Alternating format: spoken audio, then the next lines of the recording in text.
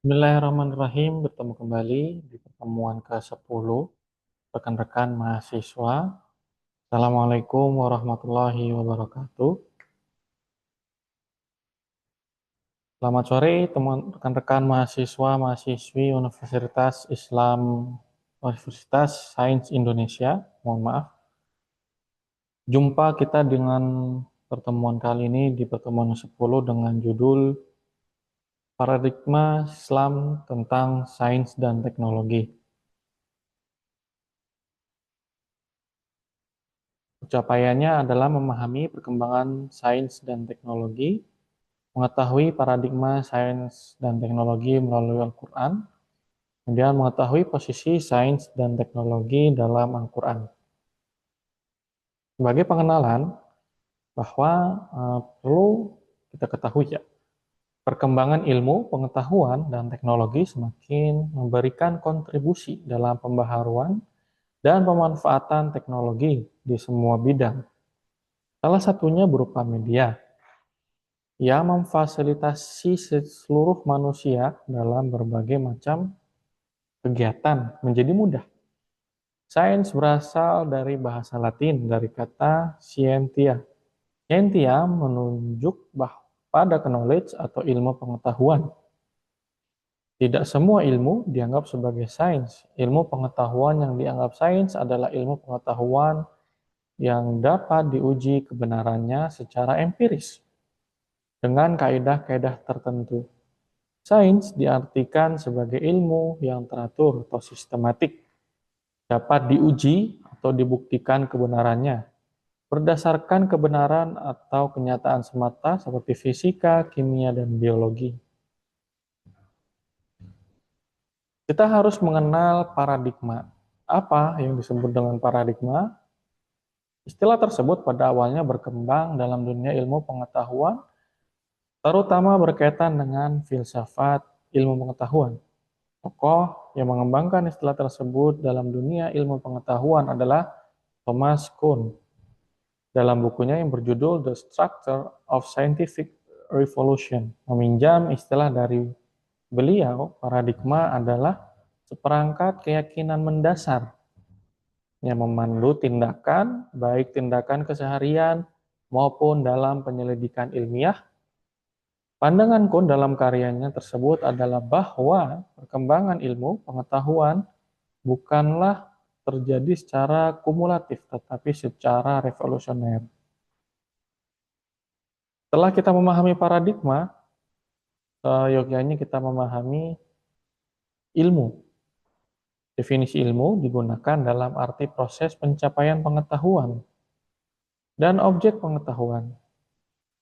Dari segi bahasa berarti kejelasan. Karena itu segala yang terbentuk dari akar katanya memiliki ciri kejelasan, seperti alam, ulmat, a'lam, atau alamah, dan lain sebagainya. Ini kita jika merujuk ke dalam bahasa Arab. Ya. Alamun itu artinya bendera, ulmatun bibir sumbing, a'lam gunung-gunung, kemudian alamah, alamah yaitu alamat atau tanda dan lain sebagainya. Perlu kita mengetahui bahwa di dunia ini sudah banyak perkembangan, bahkan AI sudah akan masuk ke dalam teknologi yang akan semakin canggih di tahun depan. Bagaimana sikap Islam, sikap agama kita, yaitu agama Islam dengan kemajuan tersebut? Pada hakikatnya ajaran Islam tidak alergi dengan pembangunan selama pembangunan tersebut bermanfaat bagi kehidupan manusia. Tentu di sini beririsan kalau kita melihat pada cara pandang POV-nya orang Indonesia. Karena Indonesia terdiri banyaknya pulau, kemudian lautan, kemudian juga pohon-pohon dan hutan. Beririsan di sini maksudnya adalah orang yang memiliki kepentingan untuk dunia properti, namun tetap membuat hutan tersebut menjadi gundul, kemudian kayunya dimanfaatkan untuk meja dan lain sebagainya, ini tentu sangat beririsan. Namun yang perlu kita ketahui, selama tidak ada penambakan liar, kemudian menyebabkan lingkungan tersebut menjadi tercemar, dan membuat orang-orang yang hidup di sekitarnya atau makhluk yang hidup di sekitarnya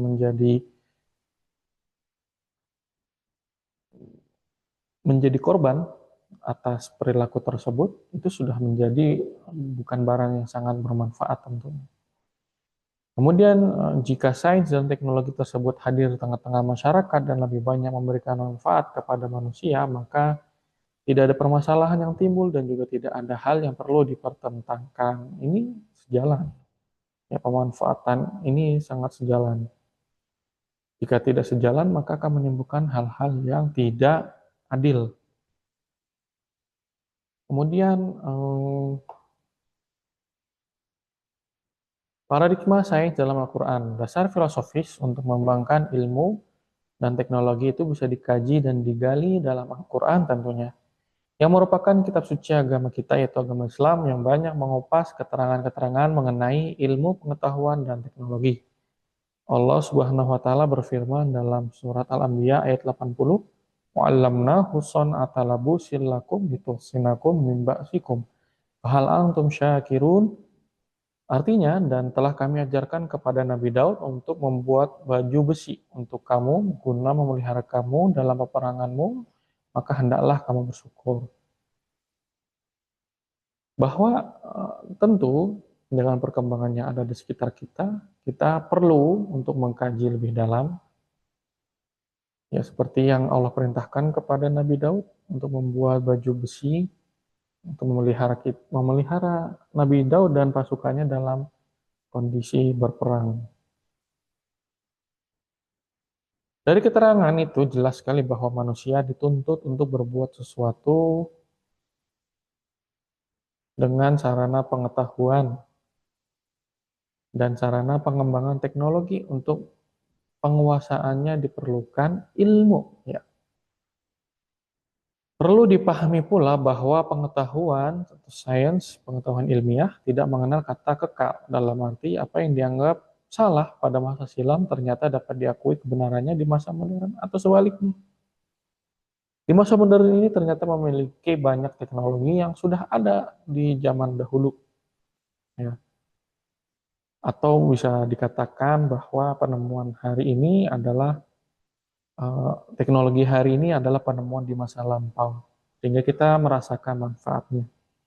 Dapat diakui kebenarannya di masa modern tentu. Pengetahuan ilmiah memiliki kebenaran relatif, artinya kebenaran datang silih berganti, bergantung relevansi, kondisi, dan zaman. Berbeda dengan Al-Quran yang mempunyai kebenaran mutlak. Selanjutnya bahkan wahyu pertama yang diberikan Allah Subhanahu wa taala kepada Rasulullah Shallallahu alaihi wasallam mengandung makna betapa pentingnya membaca, menganalisis dan menyelidik 3 tahap dalam membaca. Jadi tidak hanya dibaca saja. Kemudian menurut Al-Ghulshani, terkait informasi Al-Quran tentang fenomena alam ini dimaksudkan untuk menarik perhatian manusia kepada Allah Subhanahu wa taala.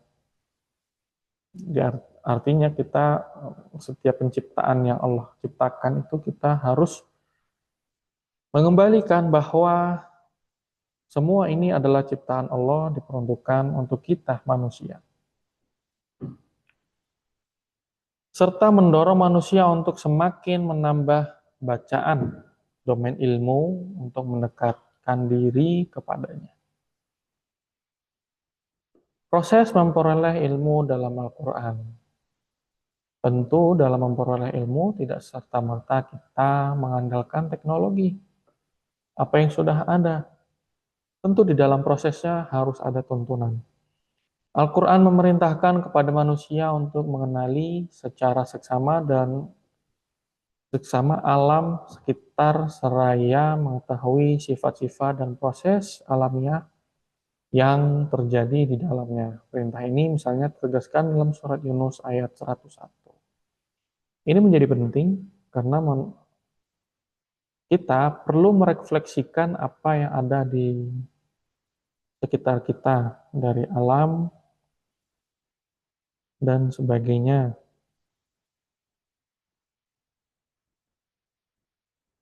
Kemudian Al-Quran mengajarkan kepada manusia untuk mengadakan pengukuran terhadap gejala-gejala alam. Hal ini diisyaratkan dalam surat Al-Qamar. Yang dimaksud dengan pengukuran tersebut adalah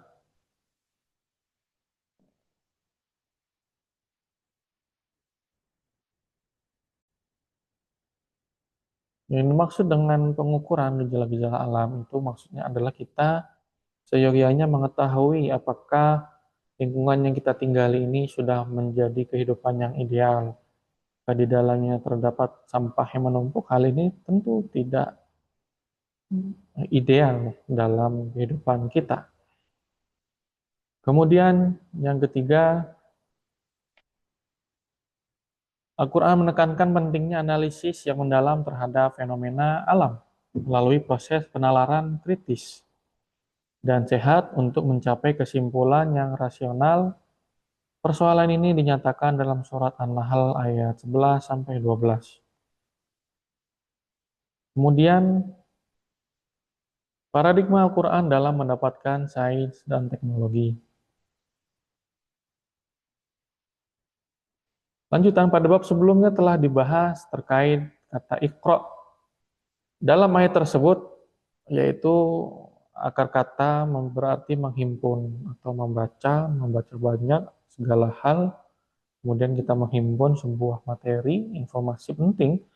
Dari menghimpun lahir aneka makna seperti menyampaikan, menelaah, mendalami, meneliti, mengetahui ciri sesuatu, dan membaca, baik tertulis maupun tidak tertulis. Jadi, Iqra berarti bacalah, telitilah, dalamilah, ketahuilah ciri-ciri sesuatu,